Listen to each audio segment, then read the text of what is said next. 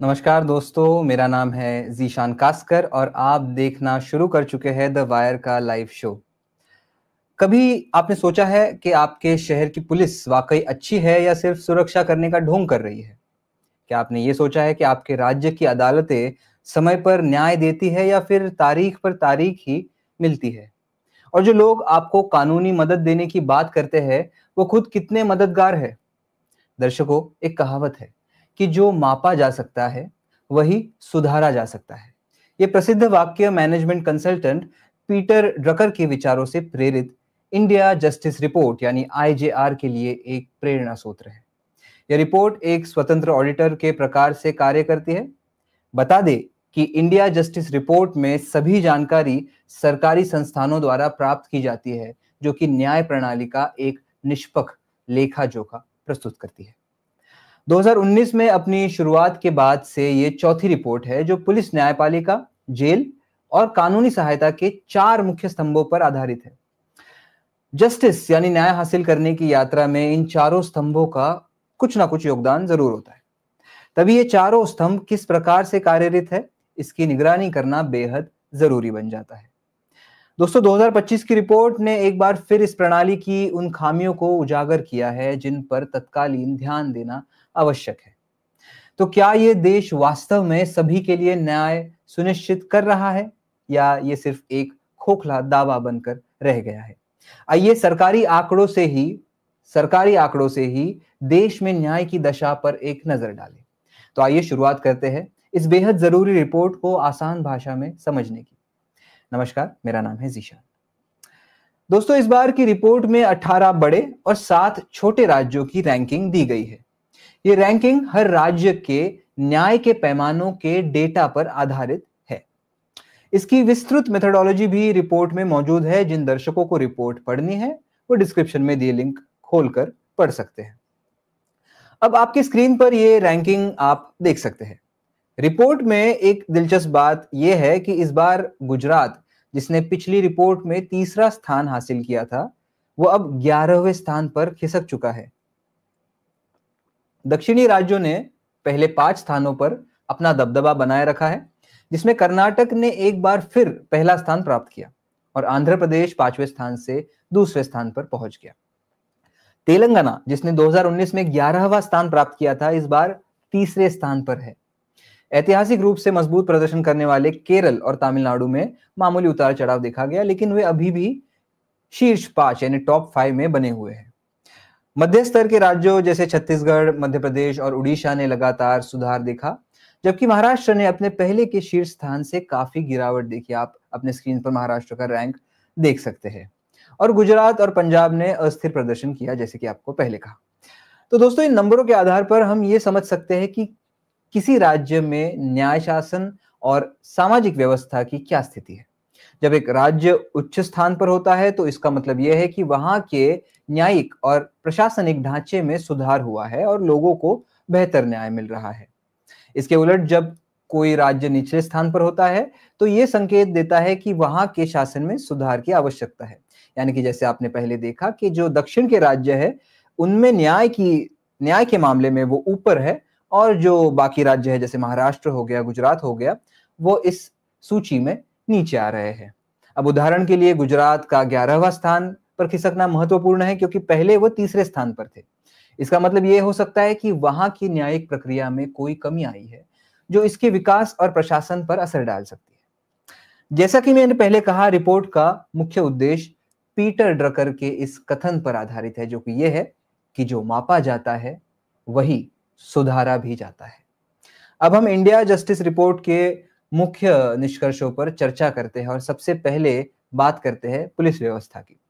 लेकिन दोस्तों, इस पुलिस व्यवस्था वाले टॉपिक में आगे बढ़ने से पहले मैं आपसे एक दरख्वास्त करना चाहता हूं कि इस शो के दौरान हम आपके सवाल तो नहीं ले पाएंगे, लेकिन हम जरूर आपके कुछ कमेंट्स, अगर जो आप इस पूरी रिपोर्ट को सुनते हुए जो भी आपके ख्यालात है, अगर आप हमारे साथ शेयर करना चाहते हैं, पूरी दुनिया के साथ शेयर करना चाहते हैं, आप जरूर कमेंट सेक्शन में बताइए। हम शो के आखिर में वो कमेंट्स पढ़ने की कोशिश करते हैं। बहरहाल, वापस आते हैं पुलिस व्यवस्था के ऊपर। तो रिपोर्ट के अनुसार कर्नाटक एक बार फिर पहले स्थान पर है, जो ये दर्शाता है कि कर्नाटक में पुलिस व्यवस्था की स्थिति बहुत बेहतर है। सवाल यह है कि क्या कर्नाटक का मॉडल दूसरे राज्यों के लिए आदर्श बन सकता है?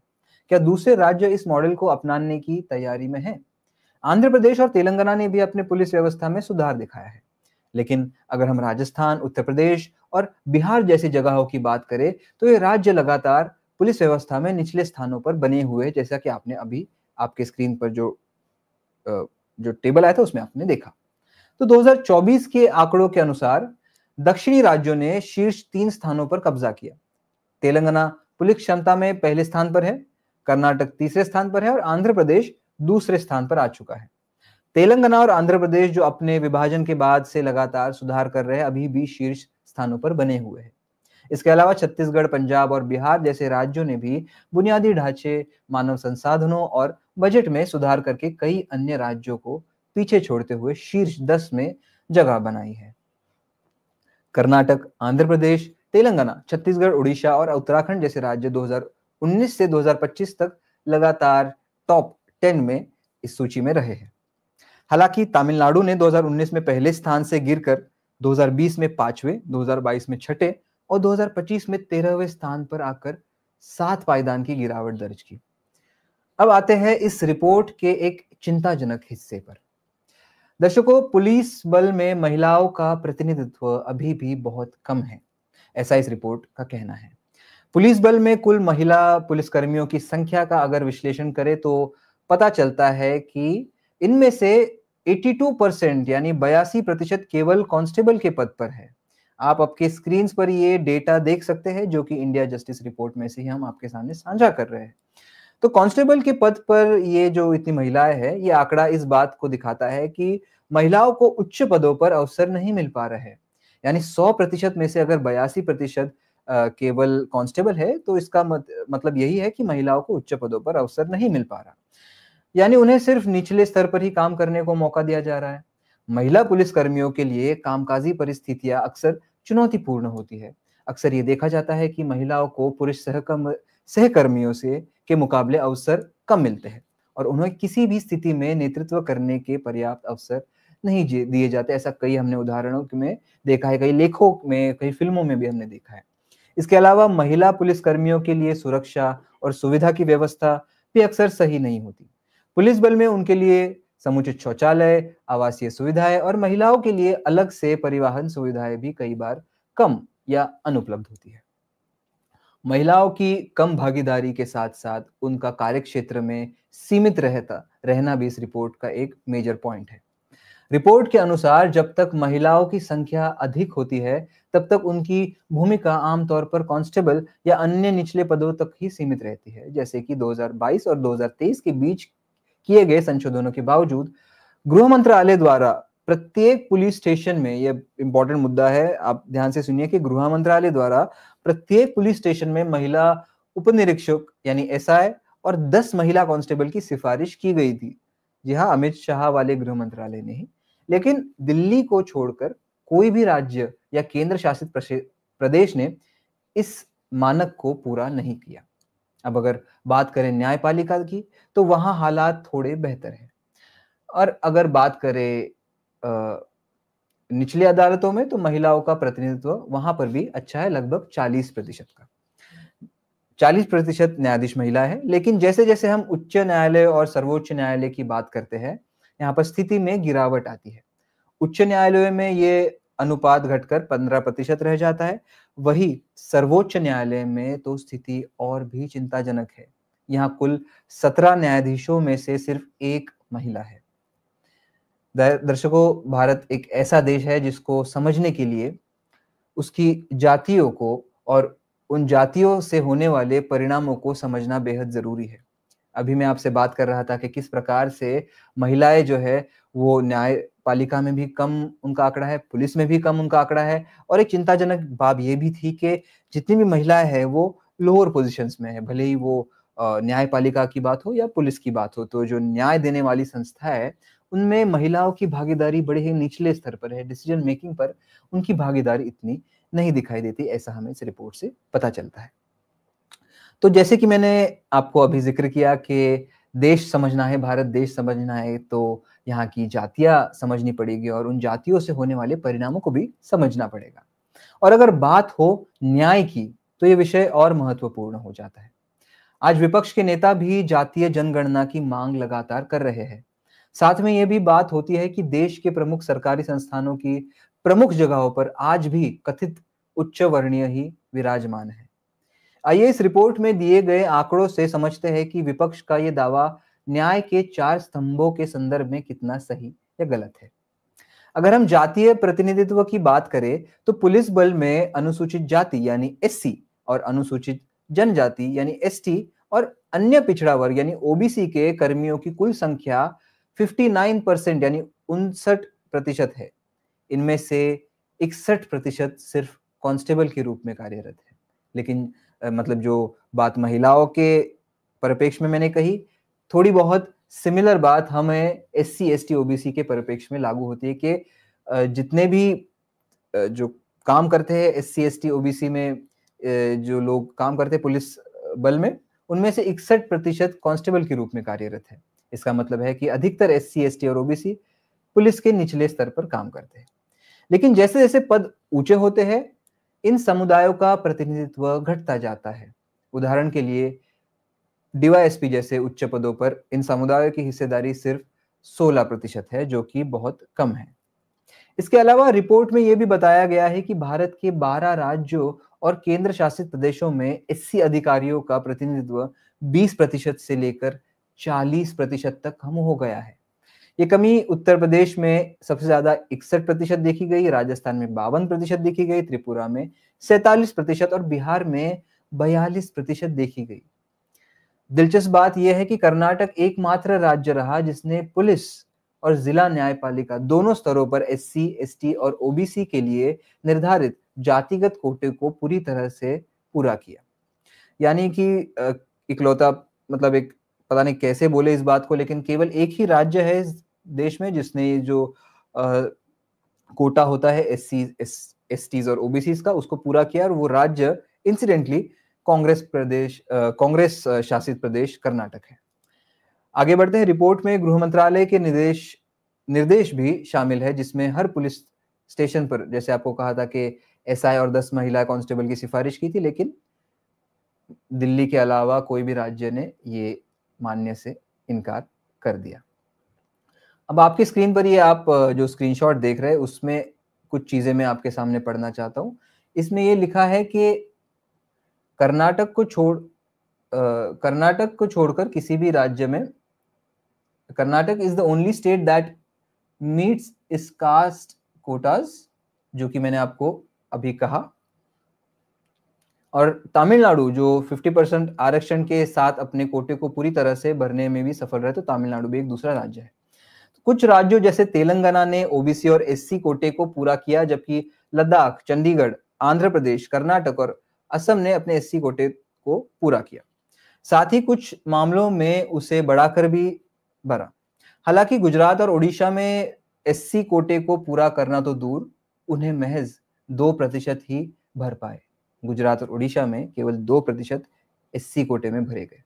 वही पश्चिम बंगाल में, जहां एससी, एसटी और ओबीसी के लिए आरक्षण है, वहां किसी भी कोटे को पूरा नहीं किया जा सका। दूसरी ओर जिला न्यायपालिका में एससी और एसटी समुदायों का प्रतिनिधित्व बहुत कम है, जहां केवल 5% न्यायाधीश एसटी समुदाय से और 14% एससी समुदाय से। जिसका मतलब साफ है, आज भी भारत की न्याय व्यवस्था में उच्च पायदानों पर दलित, आदिवासी, ओबीसी समाज का प्रतिनिधित्व काफी कम मालूम पड़ता है। आपको एक बार फिर बता दें कि आंकड़े सरकारी डेटा पर आधारित है, और यही डेटा आगे रिपोर्ट में यह भी कहता है कि अब देश में पुलिस पर काम का भार लगातार बढ़ रहा है, पुलिस पर एक तरीके से लोड बढ़ रहा है काम का। तो 2017 और 2023 के बीच के रुझान बताते हैं कि शहर और ग्रामीण दोनों पुलिस स्थानों को बड़े क्षेत्रों में अधिक लोगों को सेवा करनी पड़ रही है। ये आप अभी आपकी स्क्रीन पर एक स्क्रीनशॉट देख पा रहे हैं, इसको आप पढ़ सकते हैं। इसमें लिखा गया है कि औसतन एक ग्रामीण पुलिस स्टेशन जो जनवरी 2017 में 83,000, ये ध्यान से सुनिए एक बार, कि जनवरी 2017 में जहां पर 83,000 लोगों की सेवा करता था, वही 6 साल में 2023 में लगभग 1 लाख लोगों की सेवा कर रहा है।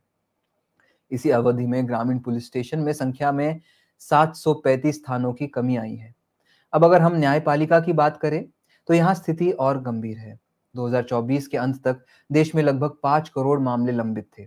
2020 और 2024 यानी 4 वर्षों के बीच लंबित मामलों में लगभग 20% की वृद्धि हमें देखने मिली। हर 3 मामलों में से 1 मामला उच्च न्यायालय में लंबित होता है। सवाल उठता है कि क्या जजों की कमी के कारण स्थिति ये बनी है या इसके पीछे कुछ और कारण है। देश में उच्च न्यायालयों में स्वीकृत पदों की 33% सीटें खाली है और जिला अदालतों में 21% सीटें खाली है। प्रशासनिक सहायता प्रदान करने के लिए आवश्यक कर्मचारियों की रिक्तियां भी बढ़कर लगभग 27% हो गई है। 27% पद अभी भी कर्मचारियों के खाली है। क्या यही मुख्य कारण है कि न्याय मिलने में इतनी देरी हो रही है? क्या हमें एक ऐसी न्याय वितरण प्रणाली की आवश्यकता है जो त्वरित न्याय प्रदान करे, या हम लंबे और जटिल प्रक्रियाओं के बीच यूं ही फंसते रहेंगे? उच्च न्यायालयों में स्वीकृत पदों की 33% यानी 33% सीटें और जिला अदालतों में 21% सीटें अभी भी खाली पड़ी है। इसका मतलब है कि कई महत्वपूर्ण न्यायिक पदों पर रिक्तियां है, जिसके चलते जजों की संख्या पर्याप्त नहीं है। इसके अलावा प्रशासनिक सहायता के लिए आवश्यक कर्मचारियों की रिक्तियां भी लगभग 27% तक बढ़ गई है, जो कामकाजी प्रक्रिया को और भी धीमा कर रही है। लंबित मामलों की संख्या में बढ़त के साथ प्रति न्यायाधीश औसत कार्यभार भी बढ़ता हुआ दिखता है। 2024 के अंत तक सिक्किम, त्रिपुरा और मेघालय को छोड़कर अधिकांश उच्च न्यायालयों में प्रति न्यायाधीश औसतन 1000 से अधिक मामले थे। यानी कि एक बार फिर से ये आंकड़ा सुनिए, क्योंकि ये बहुत महत्वपूर्ण है कि 2024 के अंत तक सिक्किम, त्रिपुरा और मेघालय को छोड़कर, इन 3 राज्यों को छोड़कर अधिकांश उच्च न्यायालयों में प्रति न्यायाधीश औसतन सिर्फ 1000 से अधिक मामले थे। जबकि इलाहाबाद और मध्य प्रदेश के उच्च न्यायालय के न्यायाधीशों पर आश्चर्यजनक रूप से 15,000 मामलों का कार्यभार था। जिला न्यायालय स्तर पर प्रति न्यायाधीश औसतन कार्यभार बढ़कर 2,200 मामलों पर चला गया, जिसमें राज्यों के बीच काफी भिन्नता है। 28 राज्य और केंद्र शासित प्रदेशों में प्रति न्यायाधीश और औसतन 500 से अधिक मामले थे, जबकि कर्नाटक के न्यायाधीश लगभग 1700 और केरल के न्यायाधीश 3,800, उत्तर प्रदेश के न्यायाधीश 4,300 मामलों का प्रबंधन कर रहे थे। पिछले 5 वर्षों में 13 उच्च न्यायालयों में न्यायाधीशों के कारोबार में बढ़ोतरी हुई है। केवल बिहार, मेघालय और पौंडीचेरी जिला न्यायालयों के न्यायाधीशों के कारोबार को कम करने में सफलता प्राप्त हुई है। अब इंडिया जस्टिस रिपोर्ट की 2025 की ये रिपोर्ट स्पष्ट करती है कि केवल टेक्नोलॉजी का अचानक समावेश न्याय वितरण में सुधार की गारंटी नहीं दे सकता। उदाहरण के लिए इस रिपोर्ट में यह बताया गया है कि जेलों में वीडियो कॉन्फ्रेंस की शुरुआत से प्रशासकों के लिए समय और लागत कम हो सकती है, जिन्हें अब सैकड़ों कैदियों को जिला दर जिला अदालतों में ले जाने और आने के लिए समय और कर्मचारियों को खर्च की आवश्यकता नहीं करनी पड़ेगी। हालांकि अंडर ट्रायल कैदियों की लगातार बढ़ती संख्या को देखते हुए दिखाने के लिए ऐसा कोई भी डेटा नहीं है जिससे ये प्रमाणित होता है कि इस वीडियो कॉन्फ्रेंसिंग से न्याय वितरण में तेजी आई हो। इसके बाद बात आती है जेलों की दशा की। देश के जेलों में जगह की भारी कमी है, ऐसा इस रिपोर्ट में कहा गया। और इतनी कमी के मतलब आप रिपोर्ट बस सुनते रहिए, आपकी स्क्रीन पर जो ये आंकड़े हैं आप इसको पढ़िए। मैं आपको बताता हूँ कि राष्ट्रीय स्तर पर जेलों में औसत ऑक्यूपेंसी उसकी क्षमता से 131% अधिक है। 12 जेलों में उनकी क्षमता से 4 गुना अधिक कैदी है। इससे चौंकाने वाला आंकड़ा तो यह है कि 2022 में देश भर के 1330 जेलों में 301 जेलों में सभी कैदी अंडर ट्रायल थे, जबकि 609 जेलों में 75% से 99% कैदी अंडर ट्रायल थे। अंडर ट्रायल मतलब वो लोग जो जेल में तो है लेकिन उनका केस अभी पूरा नहीं हुआ, यानी ना तो कोर्ट ने उन्हें दोषी ठहराया है, ना ही बरी किया है। उन्हें सिर्फ शक या आरोप के आधार पर गिरफ्तार किया गया है और जब तक केस का फैसला नहीं होता तब तक वो जेल में ही सड़ते रहेंगे। अब जरा सोचिए, 2022 में देश की 1330 जेलों में 301 जेल ऐसे थे। सोचिए 1330 जो जेल है उनमें से 301 जेल ऐसे थे जहां सारे कैदी अंडर ट्रायल थे। यानी कोई भी ऐसा कैदी नहीं था जिसके ऊपर के जो आरोप है वो प्रमाणित हुए। और 609 जेलों में 75 से 99% कैदी अंडर ट्रायल थे, यानी इनमें से ज्यादातर लोगों का ट्रायल नहीं हुआ, लेकिन फिर भी वो महीनों या कई बार सालों जेल बंद रहते हैं। ये सवाल उठता है कि क्या हमारी न्यायपालिका, इस व्यवस्था यानी इतनी धीमी, न्याय व्यवस्था इतनी धीमी है कि इंसान बिना दोष साबित हुए भी जेल में सड़ता रहेगा। औसतन 76% कैदी ऐसे हैं जिन्हें अभी तक दोषी नहीं ठहराया गया। यह आंकड़ा 2012 में 66% था, जो पिछले एक दशक में लगभग 50% की बढ़ोतरी दर्ज कर चुका है। अब आप दिल्ली की सेंट्रल जेल नंबर 4 में का उदाहरण सुनिए। इस जेल में अगर एक कैदी के लिए डिजाइन की गई जगह पर 4 से 5 लोग रह रहे हैं, यानी एक जगह पर 4 से 5 लोग, जहां पर एक कैदी की जगह है वहां पे 4 या 5 लोग रहते हैं। हर कैदी के लिए जो जगह और सुविधाएं जेल में होनी चाहिए वो पूरी तरह से मिल ही नहीं पाती। असल में ज्यादातर कैदियों को सिर्फ 20 से 25% तक ही जगह और जरूरी चीजें मिल पाती है, ऐसा इस रिपोर्ट में कहा गया है। आगे बढ़ते हैं। हालात इतने खराब है कि उत्तर प्रदेश की 18 जिला जेल तो अपनी असली क्षमता से 2.5 गुना ज्यादा कैदियों को ठूस कर चला रहा है। यानी जितनी जगह 100 कैदियों के लिए होनी चाहिए, वहां 250 कैदी रखे जा रहे हैं। आप आपकी स्क्रीन पर ये पूरा चार्ट देख सकते हैं कि कौन से जेल है इसमें जहां पर 250 मतलब जहां पर 100 की क्षमता है वहां पर 250 कैदी रखे जा रहे हैं। ऐसे जेल है आगरा, अलीगढ़, और ये सारे जो नाम आप अपनी स्क्रीन पर बढ़ रहे हैं, इन सारे जेलों में 250 से ज्यादा कैदी रखे जाते हैं ऐसी जगह पर जहां पे 100 की क्षमता है। अब अगले विषय पर आते हैं। दोस्तों, आप सभी को पता होगा कि आज के जमाने में विज्ञान और टेक्नोलॉजी का इस्तेमाल मुजरिमों को पकड़ने के लिए कितना जरूरी हो चुका है। वही अगर हम फॉरेंसिक लैब्स की बात करें तो स्थिति और भी चिंताजनक है। आईजेआर रिपोर्ट में बताया गया है कि देश में 10,000 से ज्यादा फॉरेंसिक पद खाली है। क्या जिन मामलों में फॉरेंसिक सबूतों की जरूरत होती है वह सही तरीके से जांच हो भी रहे हैं? 10,000 लोग की भर्ती बाकी है। क्या जिन मामलों में सबूतों का महत्व है वहां हमें समय पर और सटीक परिणाम मिल पा रहे हैं, या सारी प्रक्रिया सिर्फ कागजों तक सीमित रह जा रही है? दर्शकों, आप सभी को पता है कि ये जो फॉरेंसिक डिपार्टमेंट है आज कितना महत्वपूर्ण हो चुका है। टेक्नोलॉजी कितनी महत्वपूर्ण हो चुकी है। किसी भी टेररिस्ट हो या कोई भी चोर भी हो या कोई भी मर्डरर हो, इनको पकड़ने के लिए आजकल टेक्नोलॉजी का इस्तेमाल और फॉरेंसिक डिपार्टमेंट का इस्तेमाल करना बहुत अनिवार्य हो गया है। और ऐसे में 10,000 लोगों की हायरिंग ना होना एक अच्छा संदेश नहीं है। देश और राज्यों के मानवाधिकार आयोग की भूमिका पर भी गंभीर सवाल उठते हैं। देश का कानून कहता है कि हर राज्य को हर साल अपनी मानवाधिकार रिपोर्ट विधानसभा में पेश करनी चाहिए, लेकिन ताज्जुब की बात है कि वित्तीय वर्ष 2023-24 की रिपोर्ट अभी तक किसी भी राज्य ने सार्वजनिक नहीं की, और 2022-23 की केवल 3 राज्यों ने यानी महाराष्ट्र, सिक्किम और गोवा ने रिपोर्ट अपनी सार्वजनिक रूप से उपलब्ध की। सूचना का अधिकार यानी आरटीआई के तहत प्राप्त प्रतिक्रियाएं अक्सर अधूरी होती है और कई वेबसाइटों की कार्य क्षमता सीमित है। राज्य मानवाधिकार आयोग यानी एसएचआरसी बहुत जरूरी काम देखते हैं, जैसे लोगों के हक की रक्षा करना और पुलिस या प्रशासन की गड़बड़ियों पर नजर रखना। लेकिन क्या ये आयोग अपना काम ठीक से कर पा रहे हैं? हकीकत यह है कि देश के सिर्फ 10 राज्यों में ही ऐसे आयोग पूरी तरह से काम कर रहे हैं जहां सभी जरूरी अफसर और कर्मचारी तैनात हैं।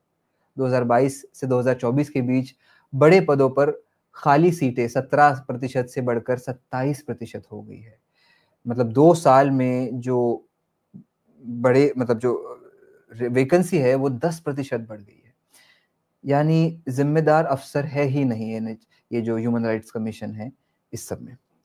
बहरहाल हम आगे बढ़ते हैं। 21 राज्यों के आंकड़े बताते हैं कि छोटा स्टाफ जैसे टाइपिस्ट, डेटा ऑपरेटर, अकाउंटेंट और सचिव की खाली पोस्ट पहले 43% थी, जो 2024 में घटकर करीब 26% रह गई है। मतलब कुछ सुधार तो हुआ, लेकिन हर राज्य में हालात एक जैसे नहीं है। कई जगहों पर अभी भी स्टाफ की भारी कमी है। छत्तीसगढ़ में 62% स्टाफ की कमी है, उत्तर प्रदेश में 61%, सोचिए, इतने बड़े राज्य में 61% स्टाफ की कमी है ये national human rights state human rights commission में, और 60% से ऊपर झारखंड में, राजस्थान और गुजरात में ये 50% के करीब ये जो वैकेंसी है अभी भी इतने पद खाली है। 2020-21 से मध्य प्रदेश में कर्मचारियों की रिक्तियां 12.4 से दोगुना होकर 30% हो गई। केवल सिक्किम और केरल में स्वीकृत संख्या से अधिक कर्मचारी थे, जहां माफ कीजिएगा, स्वीकृत संख्या से अधिक कर्मचारी थे। क्या राज्य में जिलों के आयोग का कामकाज सही हो रहा है? क्या इन आयोगों में 50% से अधिक कर्मचारियों को काम करने की गंभीर रूप से प्रभावित कर रहे हैं? अगर हम बात करें कानूनी सहायता की, यानी लीगल एड की, तो ये भी पहलू है जो सबसे ज्यादा कमजोर होता नजर आ रहा है। रिपोर्ट में यह स्पष्ट रूप से कहा गया है कि कानूनी सहायता की व्यवस्था पूरी तरह से जरूरत के मुताबिक नहीं चल रही। क्या देश में अब वकील की फीस इतनी बड़ी बाधा बन चुकी है कि गरीब व्यक्ति अपने अधिकारों के लिए लड़ने के बजाय चुप रहना पसंद करता है? ये सुनिश्चित करना महत्वपूर्ण है कि सभी पुलिस थानों और अदालतों में पहले हर वक्त कानून मार्गदर्शन और प्रतिनिधित्व उपलब्ध हो। समुदाय में वॉलंटियर्स की उपस्थिति बढ़ाना भी आवश्यक है, जिसको पैरालीगल वॉलंटियर्स की उपस्थिति बढ़ाना आवश्यक है। क्या यह सच नहीं है कि मानवाधिकार आयोग और विधिक सहायता जैसे महत्वपूर्ण मुद्दों पर कोई वास्तविक प्रभाव कदम नहीं उठाए गए? क्या हम चाहकर भी इस व्यवस्था को पूरी तरह से सुधारने में नाकाम हो रहे हैं? SHRC को पूरी तरह से संशोधन संपन्न होना चाहिए और समुदाय तक सक्रिय रूप से पहुंचना चाहिए। हमारी न्याय व्यवस्था की वर्तमान स्थिति पर गंभीर सवाल खड़ा करना ही हमें एक बेहतर भविष्य की ओर ले जा सकता है। इंडिया जस्टिस रिपोर्ट 2025 के ये आंकड़े और तथ्य हमें यही महत्वपूर्ण सवाल पूछते हैं। तो ये थी इंडिया जस्टिस, माफ कीजिएगा, तो ये थी इंडिया जस्टिस रिपोर्ट 2025 की एक झलक, सरकारी आंकड़ों पर आधारित लेकिन सवालों से भरी हुई। रिपोर्ट सिर्फ रैंकिंग नहीं बताती, बल्कि असमानता की ओर इशारा करती है, जो जाति, वर्ग और लिंग के आधार पर आज भी न्याय के रास्ते में खड़ी है। सवाल ये नहीं है कि कौन सा राज्य आगे है, सवाल ये है कि क्या हमारी सिस्टम भी न्याय के लिए सुनिश्चित लोगों के लिए न्याय सुनिश्चित कर रही है? और अगर नहीं कर रही, तो बदलाव की जिम्मेदारी किसकी है? सरकार की, समाज की, या हमारी भी? आज मेरी तरफ से इतना ही। मेरा नाम है जीशान कास्कर और आप देख रहे थे द वायर।